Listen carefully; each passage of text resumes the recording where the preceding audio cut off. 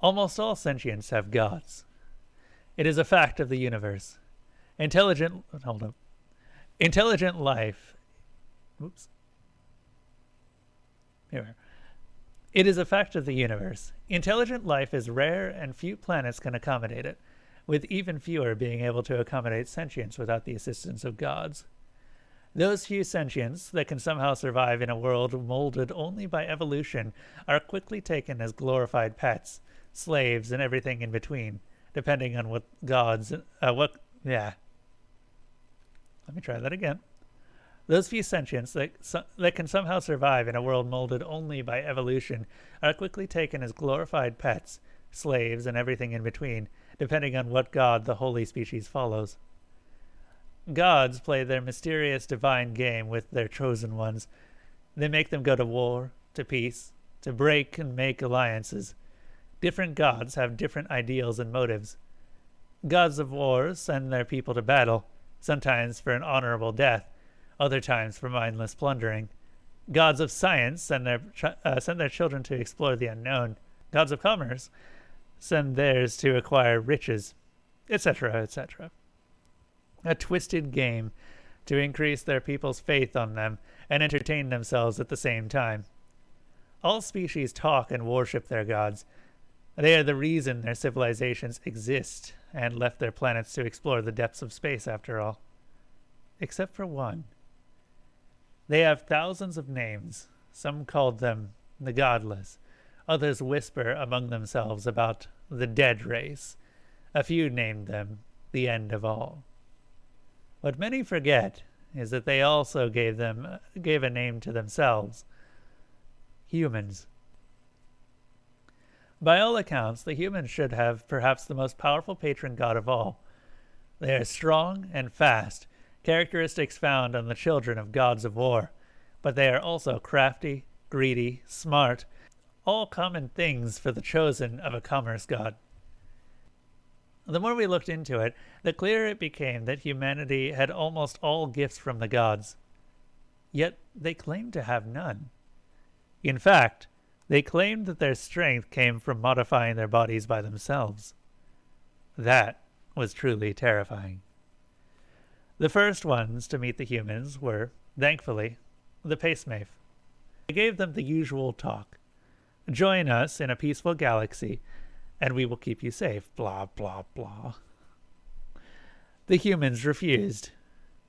The Pacemafe asked the humans to please speak with their deity and tell it to reconsider. The humans explained they didn't have a deity and got out of their planet all by themselves.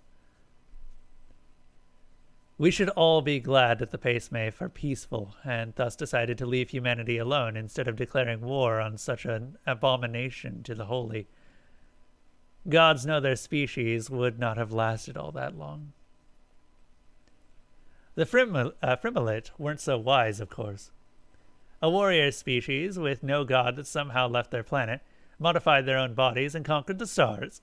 Their very existence was deemed a sin that needed to be exterminated in the name of a Spart. Fleets were prepared, and Spart's children invaded the human territory with no resistance. Soldiers blessed by one of the great gods of war were led to the human worlds, and a single small asteroid belt stood between them and the nearest colony. Victory was guaranteed. Frimelit never even saw the hundreds of thousands of bombs planted in the asteroid belt. The species didn't last all that long against the humans after they lost their biggest fleet. Upon seeing such an absolute victory by the humans, Spart himself offered to become humanity's adoptive god. He offered them strength and power, the likes of which few could deny. They shot his corporeal form with an orbital railgun. They really wanted to make it clear they were the few. There. A few species and gods tried to beat the humans, some for revenge, some to teach the apes a lesson. They all lost. Humanity soon became one of the great species in the galaxy, the type of species that shoot any and all that dared step onto their territory, but just kept to themselves. Many were just glad that they decided to become isolationists instead of exterminators. But many more, mortal and divine alike, were mad at such attitude towards holy species and their gods. So mad, in fact, they decided to do something never done in millennia, an all-seeing divine ritual. It was expensive and difficult, but with the cooperation of multiple gods and priests, it is possible to give a single mortal the ability to see the absolute truth of things, the ability to see the creation of another god's species. If humanity truly was godless, then the moment the vessel gazed upon humanity's birth, they would simply see a common human in their homeworld among the other animals. But if humanity did have a god, then they would finally be able to see it in its true form and know humanity's possible weaknesses. A priestess from Vidium was chosen for the ritual. Her mind was young and capable, perfect for the ritual that could drive even the gods into insanity. Mortal minds lack divine knowledge, but they are more flexible than a god's, thus the need for a mortal. Blessings were given and taken. Holy alloy was smelted, and divine tears were shed. The pool of all-seeing divine was prepared. The priestess submerged into it. He had done it. There, before his trembling feet, was the God. And it was dead. Well, dead wasn't correct term. Inactive would be more appropriate. A giant glob of concentrated divine energy couldn't really be killed, especially by a mortal. The man kneeled and took a closer look at the dead body. It was gigantic, bigger than the entire galaxy, perhaps bigger than the universe, but at the same time it was smaller than an atom. The man focused his mind, and his senses tried their best to understand the impossible nature of the slain divine. They finally gave up and decided to interpret it as a white human-shaped light. The man touched the body of the dead god. He could feel its power, its strength. He could absorb it. He could become the god, bring back his people, build a utopia, a new age for good. He grabbed at the god's flesh and tore a piece. He threw the piece as far as he could. He could see the flesh move through the air and leave the last planet in existence.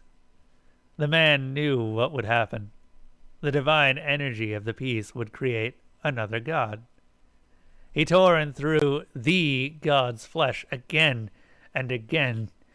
Bits of its eyes would become gods of sight. Muscles would become war gods. Nerves would give birth to gods of knowledge, and on and on. He did it again and again until there was only one thing left: its heart. The man took the god's heart with care. He could feel the energy inside it, its will to live, a will which he had outdone with his own will to kill. He ate the heart. The man stood once more as he felt the heart's energy flow through him like a tsunami. He knew he was now the most powerful being in the universe. Other gods were only small bits of flesh, while he possessed the god's heart and his own will to survive and kill. He touched the planet's soil. It was the last planet to still stand in the universe. It deserved to be more than a gray mass. He ordered the ground to move, and it did so, creating mountains and valleys. He ordered rain to come, and it did so, creating rivers, lakes, and oceans. He ordered the universe to turn bright, and it did so, creating an inconceivable number of stars. Finally, he ordered life to spring on the planet, and it did so. It wasn't like the life he remembered. There were no plants or animals. Life needed to start slowly and carefully, or it would grow weak. Evolution led to strength, and he wouldn't allow his children to grow weak. The man smiled and blessed the planet, not a blessing of prosperity, but one of hardship that would be overcome and make his children stronger. His duty was done. Only one thing left. He split his body. Muscle and bones spread through the planet and washed his power and will throughout the land. Divine power greater than all gods was concentrated into the planet's soil and core, not in the uncaring manner the god's power usually worked, but instead filled with a single emotion: spite. His children would never love him. They would never care about him. They would live and die while believing that their Creator abandoned them to their fate. They will grow and conquer the stars, not because of his gentle guidance, but because they will wish to spite the universe itself with their very existence. They will look into the uncaring eyes of space and scream, "I am human. I am alive." Like father, like son. Perfect. The priestess sat upon her desk as her hands shook like grass in the wind. She reached for the golden pen across from her and tried her best to write on the silver parchment. To all priests, priestesses, and other servants of the holy, I have come with grave news. Today I have completed my ritual and successfully gazed upon humanity's birth.